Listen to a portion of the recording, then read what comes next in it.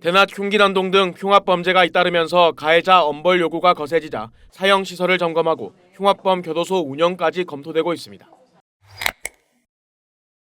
여당과 정부는 묻지마 흉악범죄 당정협의회를 열고 흉악범에 대한 교정을 강화하기 위해 흉악범만 전담하는 교도소를 운영하는 방안을 추진키로 했습니다.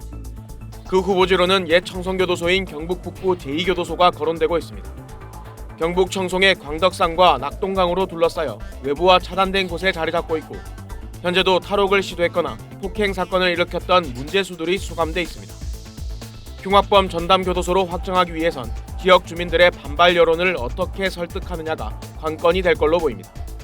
당정은 불특정 다수를 대상으로 한 살해 예고 등을 처벌하는 공중협박죄, 공공장소에서 흉기를 소지하는 것을 금하는 흉기소지죄도 만들 방침입니다. 앞서 한동훈 법무부 장관이 사형 집행시설을 점검하라는 지시를 내리면서 흉악범죄 엄단 방침 속에 사형 집행 부활 가능성도 제기되고 있습니다. 우리나라 교정기관 중 사형 집행시설을 갖춘 곳은 모두 4곳입니다. 김영삼 정부 때인 지난 1997년 12월 23명에 대한 사형 집행 이후 한 번도 사용된 적이 없는데 지난주 한동훈 법무부 장관이 시설 점검을 지시했습니다.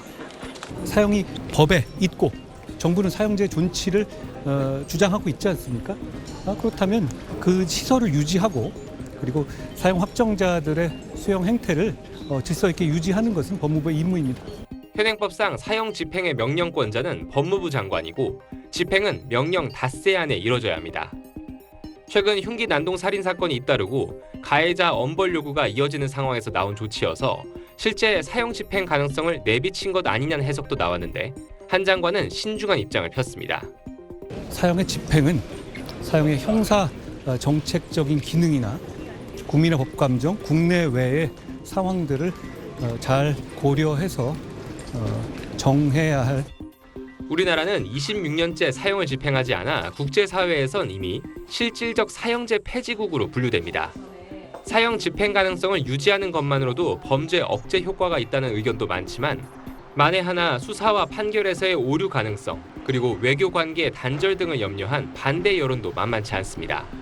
논의의 축을 사형제도 폐지 여부하고 대안의 모색이라는 점에 중점을 둬야지 사형 집행을 거론한다는 것은 정말 시대 대행적이고 1996년과 2010년 두 차례 사형제 합헌 결정을 내린 헌법재판소는 현재 3번째 헌법소원 심리를 진행하고 있습니다. SBS 강민우입니다. 정부와 여당은 무차별 범죄의 확산 기세를 차단하는 게 우선이라고 보고 대책으로 처벌 강화를 제시했습니다.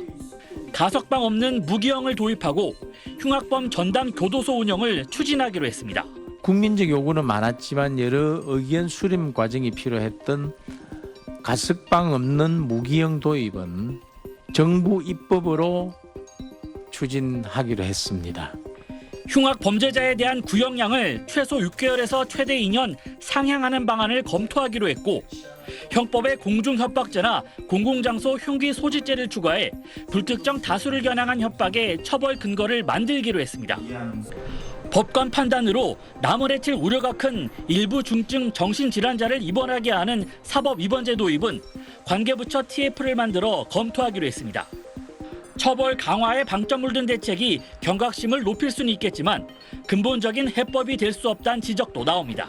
언더형 왼토리 같은 경우에 사회 공동체로 끌어낼 수 있는 방법은 촘촘한 사회보호 네트워크이거든요. 그 외에는 다른 방법이 없습니다. 사법 입원제는 미국과 독일 등 일부 선진국이 시행하고 있지만 우리나라는 인력과 인프라 면에서 시기상조란 의견도 있습니다.